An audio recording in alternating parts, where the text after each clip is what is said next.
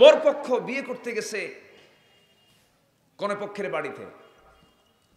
তো কনেপক্ষের জন্য, মেয়ের জন্য বরপক্ষ অনেক বাজার টাজার করে নিয়ে যায়, ব্যাগ ভর্তি করে নিয়ে যায় না, নিয়ে যায়। তো তার মধ্যে বাজার করেছে একটা হলো মেয়ের জন্য একটা সুন্দর স্বর্ণের চেইন, গলার একটা হার কিনেছে। এই হারটা কনেপক্ষদের কাছে খুব পছন্দ হয়েছে। বলতেছে যে তোমরা এতগুলো বাজার টাজার করার কি দরকার ছিল, এত কিছু না নিয়ে এসে শুধু যদি গলার হারটা আনতা তাতেই আমরা খুশি ছিলাম। তাহলে কি জামা কাপড় লাগবে না? কি জামা কাপড়ের দরকার আছে না নাই? এর মানে এই না যে গোটা কোরআন শরীফ লাগবে না, তা না, লাগবে। কিন্তু সূরা আসরটা এত গুরুত্বপূর্ণ, এই সূরা আসর যদি কারো জীবনে আমল হয়ে যায়, গোটা কোরআনটাই তার আমল হয়ে যাবে। জোরে বলে সুবহানাল্লাহ। আল্লাহ পাক বলছেন, সময়ের কসম, মানুষ ক্ষতিগ্রস্ত, মানুষ নিঃসন্দেহে ক্ষতির মধ্যে নিমজ্জিত। তবে 4টা কাজ যারা করবে তারা ক্ষতির মধ্যে পড়বে না। এর মধ্যে 1 নম্বর হলো যারা আনবে ঈমান। যারা আনবে কি? আমরা ঈমান এনেছি কার উপরে? আসতে বলবেন না, কার উপরে? আমরা ভরসা করি কার উপরে? আমরা কোনো শিরকের ধার ধারি না। যে নেতারা বলবে শিরক করো, সেই নেতাকে আমরা জুতা মারি, ঠিক কি না? শিরকের কাজে আমরা যাব না। আমার ভাইয়েরা, কোন মাজারে সেজদা দেব না, কোন কবর পূজা করা যাবে না, কোন কবরে সেজদা দেওয়া যাবে না। কোন কবরে যদি ফুল দেওয়া জায়েজই হতো, আমার নবীর কবরে গোটা পৃথিবীর ফুলগুলো গিয়ে জমা হয়ে যেত, ঠিক কিনা বলেন? জমা হয়ে যেত। ঈমান যদি আনি, ঈমানের বিপরীত হলো শিরক, ঈমানের বিপরীত হলো কুফর, ঈমানের বিপরীত হলো বেদাতের কাজ। এই সমস্ত কাজগুলো যদি কোনো বান্দা করে ফেলে, তার ঈমানের ক্যান্সার হবে। ঈমানের কি হবে? ক্যান্সার হয়ে যাবে, ঈমানটা আক্রান্ত হয়ে যাবে, ঈমানটা ধ্বংস হয়ে যাবে। এই জন্য ঈমানকে আমরা শিরক মুক্ত রাখবো। ওয়াল্লাযীনা আমানু ওয়া লাম ইয়ালবিসু ঈমানাহুম বিযুলমিন উলাইকা লাহুমুল আমনু ওয়া হুম মুহতাদুন। জোরে বলি আল্লাহু আকবার। ঈমান যারা আনবে এবং তাদের জীবনকে যারা শিরকের দ্বারা আচ্ছাদন করবে না, ওই সমস্ত বান্দাই হলো হেদায়েত প্রাপ্ত বান্দা। আমরা শিরক মুক্ত জীবন গড়ব। জোরে বলি ইনশাআল্লাহ। আরো জোরে বলি ইনশাআল্লাহ। আমার বন্ধুগণ, নাম্বার 2 হলো ওয়ামিলুস সালিহাত। যারা নেক কাজ করবে, যারা ভালো কাজ করবে, এই ভালো কাজের জন্য আল্লাহ রাব্বুল আলামিন তাদের জন্য পুরস্কার রেখে দিয়েছেন। ঈমানদার যে সেই তো ভালো কাজ করতে পারে, যে ঈমানদার না সে কি ভালো কাজ করতে পারে নাকি? রাস্তার কাজে চুরি আছে না নাই? আসতে কোন কেন? আসতে বলেন কেন? চুরি নাই কোথায়? বলেন বলেন, চুরি নাই কোথায়? সব জায়গায় চুরি। এদেশের স্বাধীনতার স্থপতি বঙ্গবন্ধু শেখ মুজিবুর রহমান দেশ স্বাধীনের পর তিনি একটা বক্তৃতায় বলেছিলেন, মানুষ দেশ স্বাধীন করে পায় তেলের খনি, গ্যাসের খনি, স্বর্ণের খনি, আর আমি পাইলাম চোরের খনি। সেই চোররা কি এখনো নাই? আসতে বলবেন না, আছে না নাই? শাহেদ করিমের মতো মানুষ করোনার টেস্ট নিয়েও সে বাণিজ্য করেছে। মানুষ কত নিচে গেলে, কত নিম্নে গেলে তার চরিত্র এরকম ফুটে ওঠে।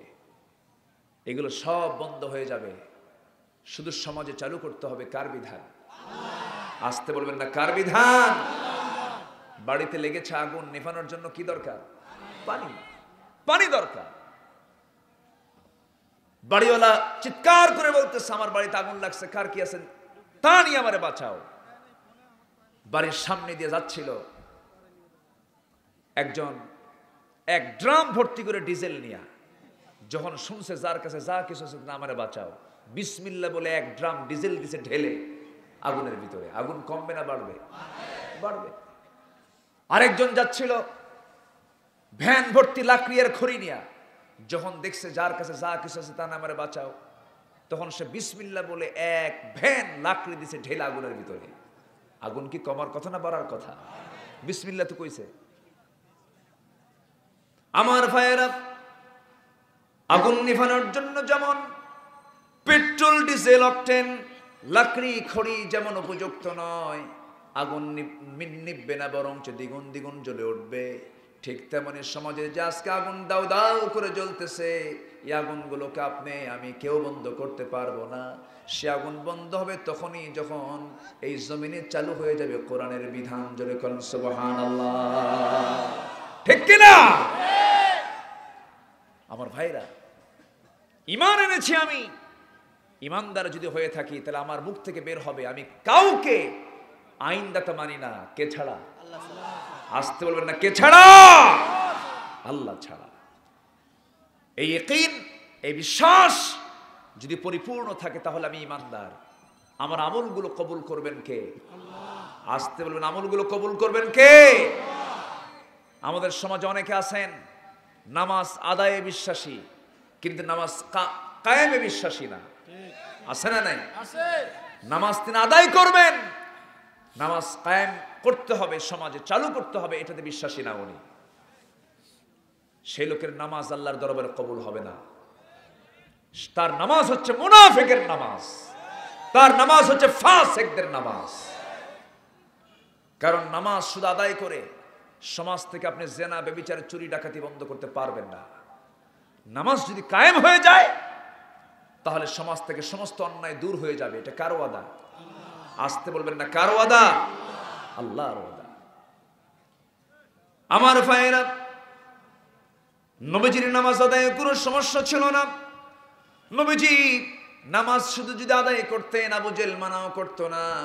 আবু জেল তো বলেই ফেলেছিল, মুহাম্মদ শোনো, তোমার ধর্ম থাক, আমার ধর্ম থাক, তোমার নামাজ কালাম নিয়ে তুমি থাকো, কিন্তু আমার লাত মানত উজ্জার বিরুদ্ধে তুমি কোনো কথা বলো না। রাসূল বললেন, না না, হক তো দুনিয়াতে কয়টা হবে? আসতে বলুন, হক কয়টা হবে? একটা হবে। হক কখনো দুইটা হয় না, দিন কখনো দুইটা হয় না। দিন একমাত্র আল্লাহ তাআলার পক্ষ থেকে ইসলাম। ইসলাম ছাড়া পৃথিবীতে আর কোনো সঠিক দিন থাকতে পারে না। আমার নবীজি এমন জাতীয় কথা যখন বলে ফেললেন, আবু জেল বুঝতে আর তার দেরি হলো না। রাসূলকে দুনিয়া থেকে বিদায় করার জন্য প্ল্যান পর্যন্ত করে ফেললো, ঘর বাড়ি দখল করে ফেললো, বাড়ি থেকে বের করে ফেললো। আমার নবীজি বিতাড়িত হতে বাধ্য হলেন, সাহাবায়ে কেরাম হিজরত করতে বাধ্য হলেন। নবীজির দাওয়াতি কাজ বন্ধ করে দিল। রাসূল ঘর থেকে বের হতে পারেন না। নবীর সামনে সাহাবাদেরকে ধরে ধরে দুনিয়া থেকে বিদায় করে দিচ্ছে। মুরগি রানের মতো দুই টুকরা করে বিচ্ছিন্ন করে দুনিয়া থেকে বিদায় করে দিচ্ছে নবীর সামনে। আমার নবীজি সমস্ত দৃশ্যগুলো দেখতেছিলেন। নবীজি শেষ পর্যন্ত তার জন্মভূমি মক্কার ভিতরেও তিনি অবস্থান নিতে পারলেন না। রাতে রাতারে হিজরত করে তিনি মদিনার দিকে রওনা দিলেন। শুধুমাত্র একটাই কারণ, রাসূল চেয়েছেন জমিনে কার বিধান? আসতে বলবেন না, কার বিধান? যেই সমাজে যাকাত থাকবে সেই সমাজে সুদ থাকতে পারে? সুদ থাকতে পারে না। কষ্ট হচ্ছে? অসুবিধা? আলোচনা চালিয়ে যাব না? অনেক রাত হয়ে গেছে মনে হয়। আমাকে একটু বলা হয়েছে, অবশ্য আমাকে একটু বলা হয়েছে বেশ কিছু আগে, যে হুজুর একটু চাদরটা দিলে ভালো হয়। একটু আমার আলোচনার আগে দিলেই ভালো হতো মনে হয়। একটু দিতে একটু বিলম্ব হয়েছে। আমি কি করব এখন বলেন, আপনারা বলেন। আমি কি আলোচনা চালিয়ে যাব? কিন্তু মাহফিল কমিটি যে আমাকে একটু বলতেছিল দেওয়া তো দরকার, কিন্তু আপনি যে চলে যাচ্ছেন তারা আবার টেনশন করতেছেন, সব তো চলেই যাচ্ছে। হ্যাঁ, চালিয়ে যাব? জোরে বলি ইনশাআল্লাহ। আর কিছু সময় আমি একটু বলবো, একটু ফিনিশিং দিয়ে আমি শেষ করে দেব। কয়টা কাজ? আসতে বলবেন না, কয়টা কাজ? 4টা কাজ। ঈমান আনতে হবে সঠিকভাবে, শিরিক মুক্ত, বিদআত মুক্ত। আমলে সালেহ করতে হবে, নেক কাজ করতে হবে। নেক কাজ এটা নয় মঞ্চে কোরআনের আলোচনা হয়, কোরআনের আলেমকে সামনে এনে মঞ্চে এসে ধমকায় ধমকা থেকে গালিগালাজ করা হয়, এটার নাম আমলে সালেহ নয়। তুমি আলেমকে গালি দাও, আলেমের হাত ভাঙতে চাও, ঘাড় মটকা দিতে চাও, এমন হাত তোমার হাতেই সেই শক্তি জন্ম নেয় নয়। ওই সমস্ত বাতিলদের মোকাবেলা করতে রাজি আছেন কারা কারা? হাত উঁচু করে দেখান।